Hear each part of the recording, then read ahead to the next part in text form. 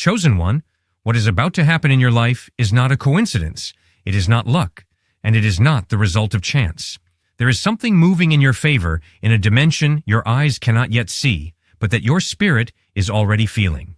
And if you made it to this video today, I tell you with full authority, it was not for nothing.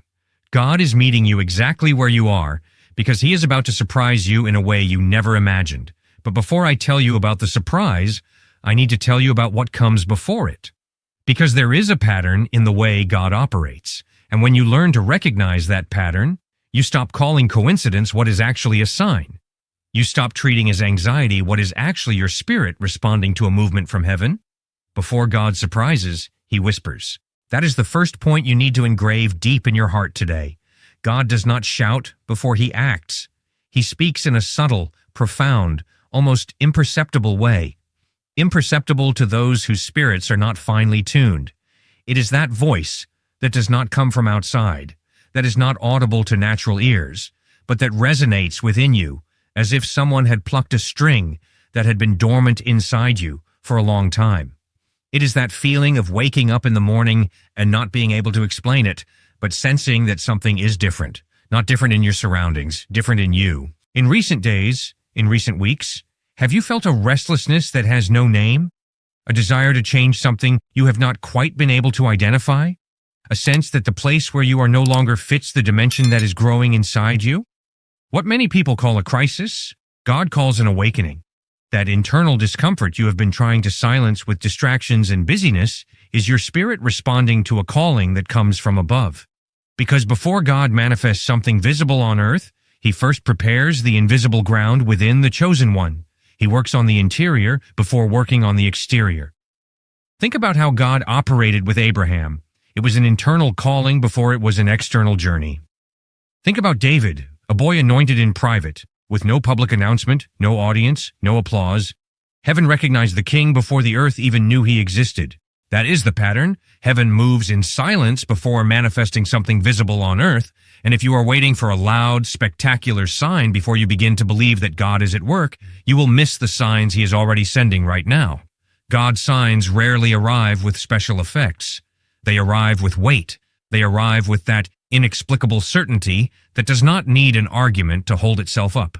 Have you felt that weight? That certainty that has no human explanation, yet is there, firm, deep within your being, telling you that something is about to change? That is the whisper. That is God preparing you before He surprises you. And that preparation requires you to understand what comes next. Because what happens after this whisper, many people mistake for abandonment, for punishment, for a sign that things are going wrong. But in reality, it is the opposite of that. And that is exactly what needs to be said right now. There is a moment in God's process that few people are able to interpret correctly, and it is precisely this moment that separates those who advance from those who retreat. It is the moment when things that once seemed stable begin to shake, when relationships that seemed solid begin to drift apart, when environments that felt comfortable begin to feel too narrow for what you are becoming. And most people, when they reach this point, conclude that something has gone wrong. But chosen one, I need to tell you with complete clarity, when God is about to act, He first allows old structures to be shaken. This is not abandonment. This is divine surgery.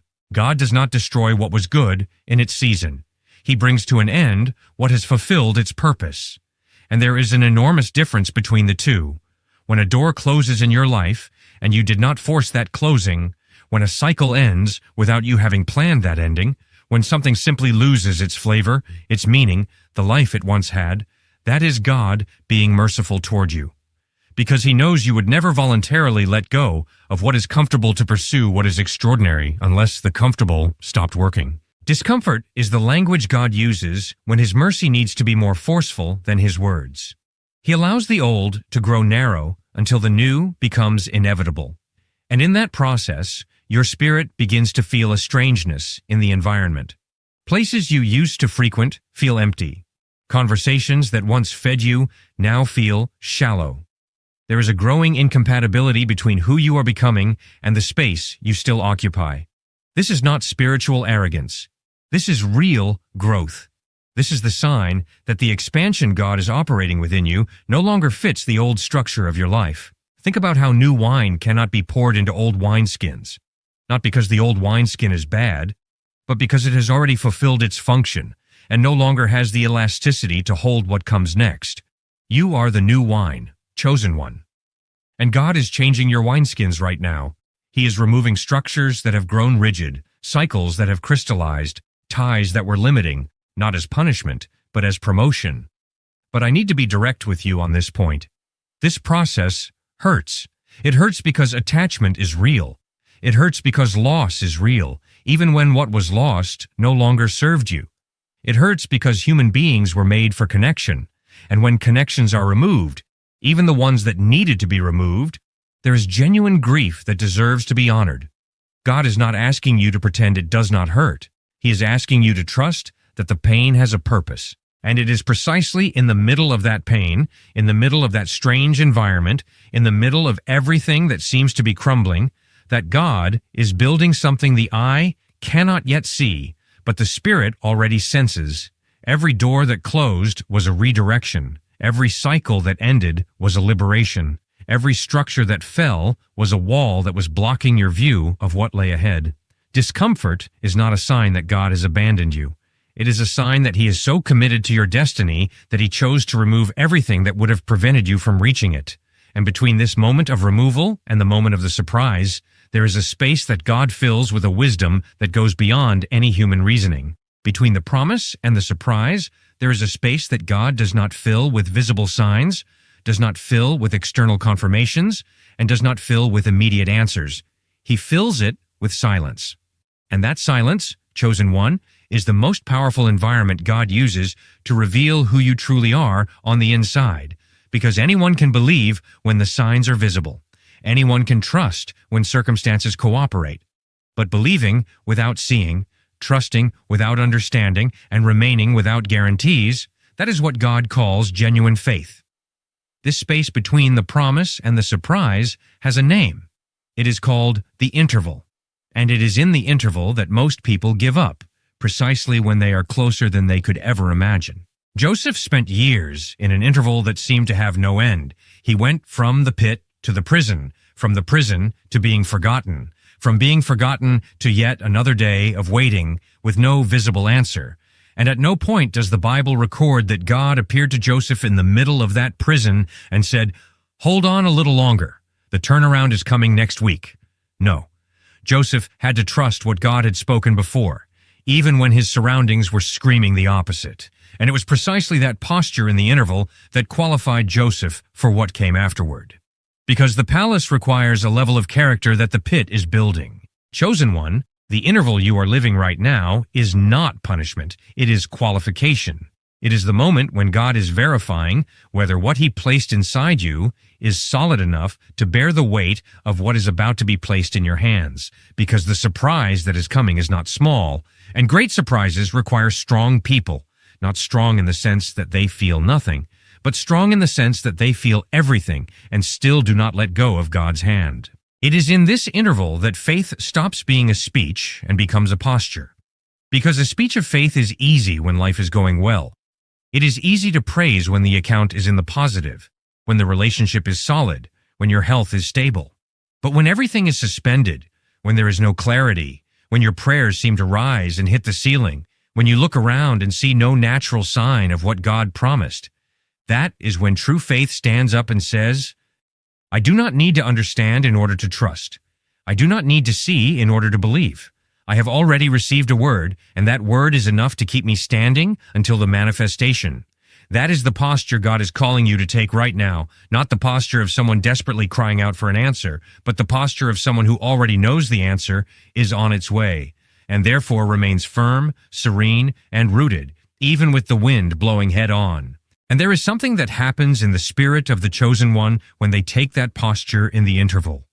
A peace begins to settle in that has no natural explanation, a serenity that is not indifference, not resignation, and not weakness.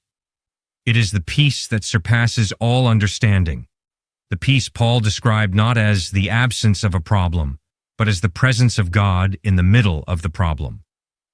And when that peace begins to arrive, when it begins to inhabit the places that were once dominated by anxiety and fear, chosen one, that is the clearest sign that God is moving, that the interval is coming to an end, that what was being prepared behind the scenes in heaven is about to be revealed in your story in a way that will leave everyone around you speechless. God never surprises without first giving notice. That is a principle that runs throughout all of Scripture, and it needs to become an unshakable conviction within you. He warned Noah before the flood. He warned Abraham before Isaac. He warned Joseph through dreams before any visible structure existed to support them.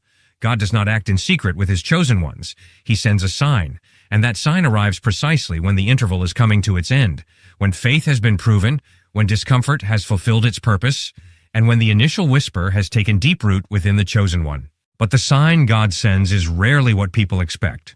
It is not necessarily a spectacular dream, a dramatic vision, or an audible voice. God's sign often arrives wrapped in something simple, a word received at the exact moment you were about to give up.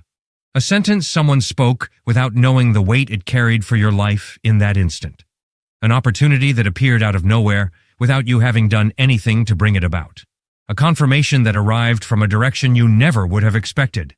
And when it comes, chosen one, you will know. It is not a suspicion. It is not a hope. It is a certainty that settles in your spirit with an authority that no circumstance can contest. There is also a sign that is perhaps the most powerful of all, and that many people underestimate precisely because it does not seem supernatural enough. It is the inexplicable peace that begins to replace anxiety when suddenly what was keeping you up at night stops weighing so heavily. When the situation has not yet changed visibly, but something inside you has settled in a way that can only come from God. That peace is not weakness, not indifference, and not a denial of reality. It is the signature of the Holy Spirit saying that the turnaround has already been released in heaven, and that all that remains is the time of manifestation on earth. Whoever discerns that sign does not stand still and wait passively. They prepare. They begin to act as someone who has already received, because true faith does not wait to see before acting. It acts in order to see. And that preparation does not need to be grand. Sometimes it is simply waking up the next day with a resolve that was not there the day before. It is picking back up something that had been set aside. It is taking a step that seemed too small to make a difference, but that, in God's plan, was exactly the step that was missing to unleash everything that had been held back. Chosen one, I need you to hear what I am about to say with every ounce of attention your spirit can give. You did not arrive at this video by accident. The whisper you felt, the discomfort you walked through, the interval you endured, and the peace that began to arrive. All of it is part of a single process that God is conducting with absolute precision in your life. You are the chosen one he was preparing, and the surprise that is coming is not small, not ordinary, and not like anything you have ever experienced before. The sign has already been sent. Heaven has already moved. What is about to manifest in your life was released from a dimension that does not depend on the economy, does not depend on people, does not depend on circumstances, and cannot be blocked by any opposing force. Because when God decides to surprise his chosen one, absolutely nothing in heaven or on earth has enough power to stop that surprise from arriving. Get ready. What is coming is greater than you can imagine. Chosen one, if this content touched your spirit today, if you recognized any of these signs in your life, I need you to do one thing right now. Leave your like on this video. That simple gesture tells heaven that you received the word and tells the channel that this content needs to reach more people who are waiting to hear exactly this. Subscribe here as well, because every week there is a new word waiting for you. And share it with someone who needs to know that God has not forgotten them. Until next time, Chosen One.